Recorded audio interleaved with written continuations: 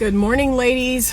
It is 8:18 a.m. Eastern Standard Time, early in the morning. Like, I play no games. I have worked out for an hour and showered and put on makeup and put on clothes and fed all my pets and given instructions to my two daughters. I've done a whole lot by 8:18 a.m. on a Saturday morning. And now I'm headed into the office to see clients for about 4 hours. Back, kind of get my day. Okay, we paused due to me pulling away from the Wi-Fi at the house, but I wanted to very briefly give you something to think about. Okay, this might be a new line of thinking or new line of thought for many of you if you've never really thought about this, but I just wanted to see, if I could give you a new way of thinking about just what's going on right now out in the world, what's going on between men and women, patriarchy, matriarchy, oppression and all of that. I just want to give you a new way of looking at things and a new way of thinking about things. And some people will love it, some people won't. I mean, that's the nature of this game. I have very thick skin. I'm older, as a lot of you all know, so I don't care what people think about me. I really don't. I'm middle-aged, and yeah, I don't have any time left to think about what people think about me. I just don't. Zero. I have zero time for that. So I pretty much say what I want, and I make sure I say it with kindness. That is my only marker, is that I am kind. I say it in kindness and in love, but I say it. Okay, so that's the Auntie Anita in me. So ladies, are men really the problem? Is it really about the men, right? Are they really the problem?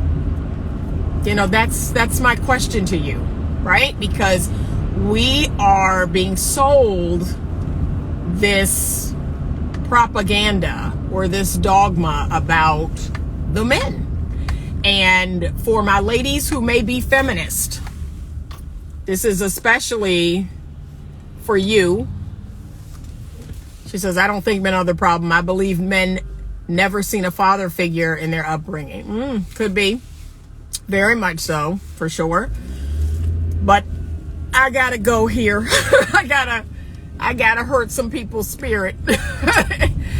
And here's what I believe might be the truth or the reality.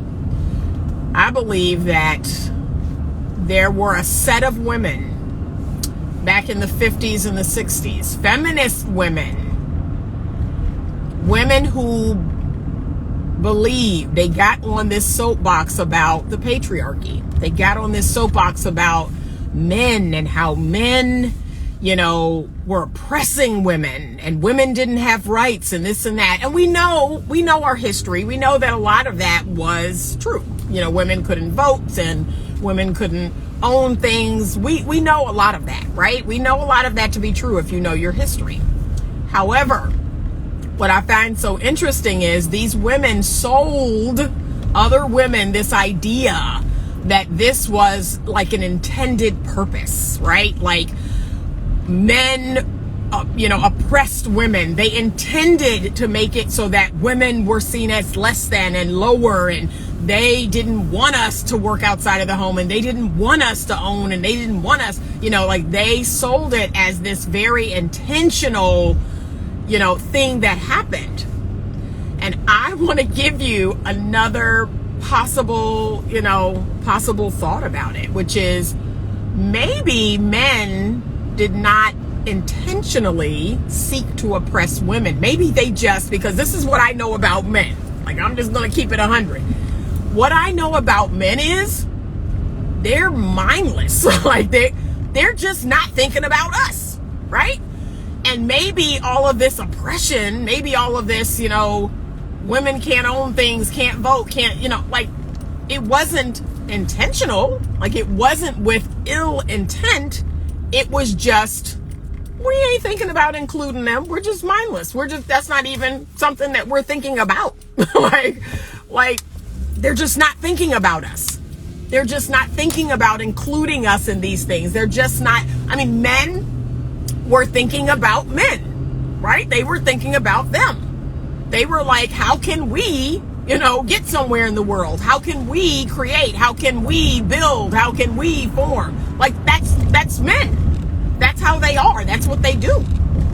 But I honestly don't believe there was this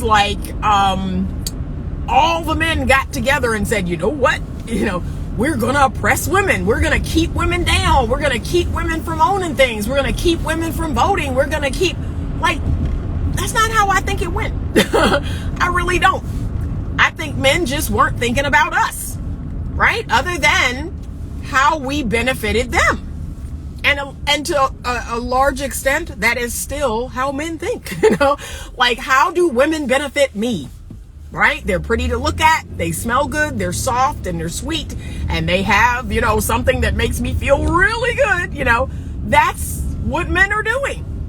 But they are not sitting somewhere in a group thinking, oh, we're going to keep them from doing this and we're going to keep them from doing that. And, we're going to hold them down and we're going to, I really don't think, can I say this? Men are not that smart. They're not that smart. They're not that well organized, right? I just don't believe that. I think that they were, out here selfish, trying to create a world and a society for them. And it wasn't about oppressing us. It wasn't about holding us down. It wasn't about, we're going to stick it to these women. I don't think it was about that. I don't think we played that huge of a part in men's minds when they were creating everything in the world. And so these women came up with this idea that it's the patriarchy that's holding us back. It's the patriarchy. It's the men that are, sitting somewhere creating a world to oppress women, to keep women down, that it was very intentional. And I just don't buy that. I just don't. I think men were just so busy being men that they weren't thinking about us. They were like, no, I'm not thinking about women's rights and I'm not thinking about women owning stuff and I'm not thinking. And if anything, how about this? Let's go here.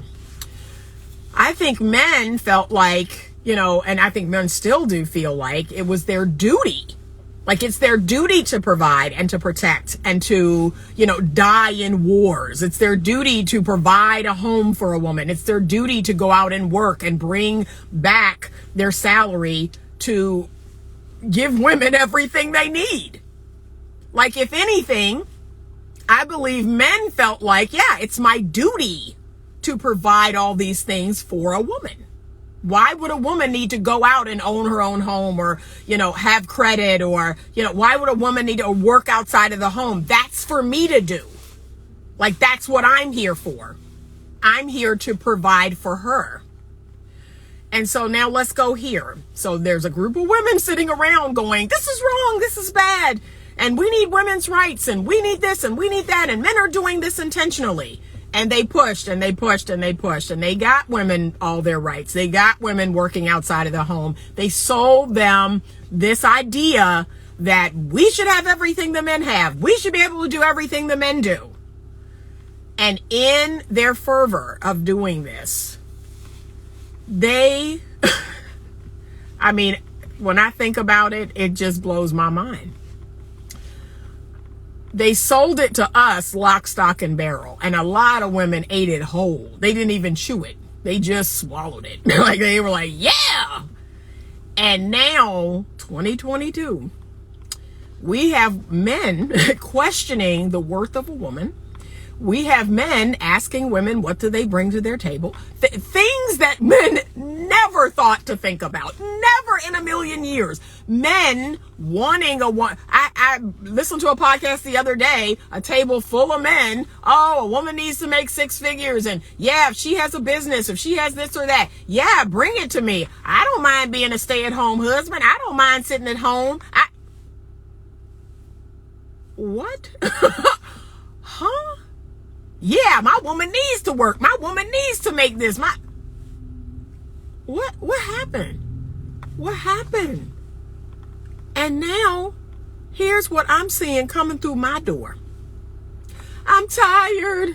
I'm overwhelmed. I have so much on my plate. I work full time.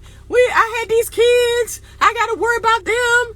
I just, it's so much. And then he want me to do this. And we need to be equal. It need to be 50-50. And can I be real? Y'all did this. Y'all did this. The women did this to themselves. That's what happened. That's what happened. And regardless of how you feel about it, that's what happened, right? You didn't think this thing all the way through. But, you know, you got your 50-50, you got your rights, you got your ability to go outside of the home and work, have careers, do exactly what you want to do. And, you know, you deactivated a whole lot of men's masculinity in the process. You deactivated a man wanting to provide everything for you. You deactivated chivalry. You deactivated providing and protecting. You deactivated a man willing to beat another man down in the street for you. You deactivated men. What? You deactivated masculinity in one fell swoop. And this is where we are. This is where we are. And I am not going to sit here and say that it's all us, right? I think men play a part too, but we have to, if we're going to see this get better, women, we have to see our part. And we have to do our part now to turn the ship around. I created this platform for women. I work primarily with women. I make content for women. And women ask me all the time, why don't you make content for men? Talk about men's problems. Because I'm a woman. And I honestly believe in a lot of ways, we are the more evolved sex. Okay? We have an inner strength that men don't have. We have a larger corpus callosum connecting both halves of our brain. We have the ability to multitask. We have the ability to go back and forth between thinking and feeling that most men don't have. And so it makes sense to me that, okay, I could write this. I could write this whole situation. We as women could write this whole situation. But we have to be open and willing to see the part that a lot of women, whether it be women before us, so maybe it's not you, you're not the founder of feminism, I'm not the founder of feminism, but a lot of women before us, and now a lot of women after them, they've drank their Kool-Aid, they've swallowed their dogma whole, they're applying it. I want to be able to do everything a man can do and then some. And yet, here's what women did. They left out their biological, their evolutionary thing. Like, okay, but I still have to carry the babies. I still have to incubate the humans. I still have to bear them into the world and breastfeed them. I still biologically have it in me to hear my baby crying from, quite a few feet away, 500 feet, 1,000 feet away. I was in Walmart when my children were younger and my daughter got lost. I could hear my daughter calling mom from thousands of feet in Walmart. That's in me biologically. I cannot remove it. I cannot remove the fact that when my baby cries, my breasts fill up with milk. See, we left all that out. We in our search for equality, we left all that out. And so now we have men deactivated. Okay, you want 50-50, there's your 50-50. But here's what we can't split 50-50. We can't split biology. I cannot house the child half the time and he house the child half the time. I have to do it all the time. I cannot say, oh, you breastfeed tonight and I'll breastfeed. No, I have to do it all the time. I have an ability to think of all the little details, all the little things my baby needs, he does not have that in his biological brain. Like, there's so many things that I can't split 50-50. And yet women wanted to, y'all wanted this. And now it's like we're stuck. Those of us who want family, those of us who want marriage, those of us who want to be cared for, who want a man to go out there and die in a war for us if need be, or who want a man to go downstairs and die by the hands of an intruder, like, we can't get that. We can't get that because, we're equal. I feel some way about that, y'all. I really do.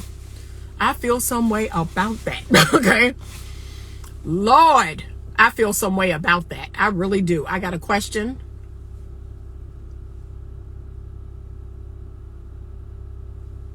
Okay, let's see if I can bring it up. Can I bring it up? The question is, he said, I'm not ready for a relationship right now because of everything going on in his life. Should I respect his honesty and continue talking to him or distance myself? Distance yourself. Why would you? Why? So I saw a meme today. It was so appropriate, y'all. I saw a meme today that said people will spend money, like they'll treat their money like, ooh, I shouldn't be spending this. People treat their money like like they're poor, right? Like, ooh, I shouldn't spend money. But they treat their time like they're a billionaire. Like they got all the time in the world. Honey, we need to flip that. I can always make more money. But what I ain't gonna do is waste time. No more. I've long given that up. I don't waste time anymore. So no, you wait until he's who he's going to be or close to it, and then let him re-engage you. Move on to someone who's actually doing what they need to do. And again, it just blows my mind that we're actually asking that question. Like, believe him. Believe what a man is telling you. But can I be frank? It's your feelings. It's your feelings blocking you from believing him. But I deaden my feelings. Like I said, I deaden my feelings until I have a ring. That's when a man has the fullness of my heart. The man has the fullness of my heart. My heart opens up like a flower once he put a ring on my hand. But until then, I'm like, okay. He tell me stuff, I be like, I'm just keeping it real, y'all. But yeah, I think we messed this up. I really do. Thank you, Queen Bee Academy. You all, please follow her page. I mean, I'm always reposting because it's amazing, Please follow her page. Okay, she said, don't compete with men. That's right. Please, no. But y'all, I think we messed this up. I think we messed this thing up, and we have got to right it. I believe we can right it. But we have to have standards. We have to let men know, no, I expect you to be a provider and a protector. And I'm not a part of this 50-50 gang. I'm not a part of this. I don't know. And men who date me, they know what time it is. They're like, yep, Anita don't play those games. No, you are the man. Like, you are the man in this equation. And I let men be that. I let men be the man. I sit back. And he'd be like, oh, everything on the menu looks good. Oh, what do you think I would like? I let men order for me. Like, try it sometime. Try it sometime. Let a man order a meal for you. I do it all the time. And he says, well, I know you love meat. I sure do. I know, you like meat. You like seafood. I sure do. Yep. And I let a man order something. Oh, thank you. I feel so cared for. I feel so loved. I feel so cherished. See? But we messed this thing all the way up. And that's why I remember when I was a stay-at-home mom and wife, and some of my friends from college that were out there busting their hump, working and trying to do everything. Oh, Anita. Oh, you so oppressed. Oh, you can't go nowhere. I said, okay, let me get this straight. I sit in a big, beautiful house. I get to take a nap in the middle of the day. I get to be with my own children. I get to have lunch with my girlfriends. I get to, dress in beautiful clothing. I get my hair and nails done. I drive a wonderful car. And I didn't have to pay for any of it. I wonder who's oppressed. Like, come on. Come on. But like I said, feminism did a doozy on us. And we swallowed it whole. Yeah, I want to be able to do all of this and that. No. And now we're stuck. We're stuck because, like I always tell you all, biology will win. Biology will win every time. Your body will tell you it's time to have a baby. I need something to nurture. I need something to, to nurture and care for. And I need to have a baby. And guess what? I don't care if you're a doctor. I don't care if you're a lawyer. I don't care if you're a judge. Biology will rear its head. You need to have a baby. You need to have something you can nurture. And then what you gonna do? Oh man, I done got into this career and now I don't need, I want to sit at home with my child and oh my God, I feel so guilty when I go back to work. This is the stuff I hear, y'all, all the time. Oh, and sitting on the couch crying. Oh, I just had a baby and here I am 6 weeks later trying to go back to work. God did not intend for a woman to do that. He did not. And that's how you gonna feel about it. It's gonna break your heart. That's how you're gonna feel about it because God didn't intend for you to do that. She says that's not oppression. And if you're married properly, even if it ends in divorce, you're still, preach on that. I got to like that comment. See, that was me. That was me, y'all. Okay. Long after I was divorced, I was still getting my bills paid. I was still getting like I said, it was a good decision, y'all. Just saying. All right. I'm pulling up the Starbucks so I can get some coffee. Think about this, ladies. Really think about this. This is just another thought for you to think about. Hate it, love it. Doesn't matter to me.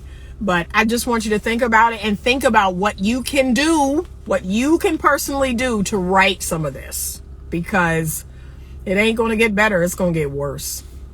All right. Have a beautiful rest of your Saturday. It's absolutely beautiful here. I'll be putting in my garden today, turning over the soil. So I'm excited about that. And I will see you in the next live. Thank you so much for joining. And as always, stay open to love.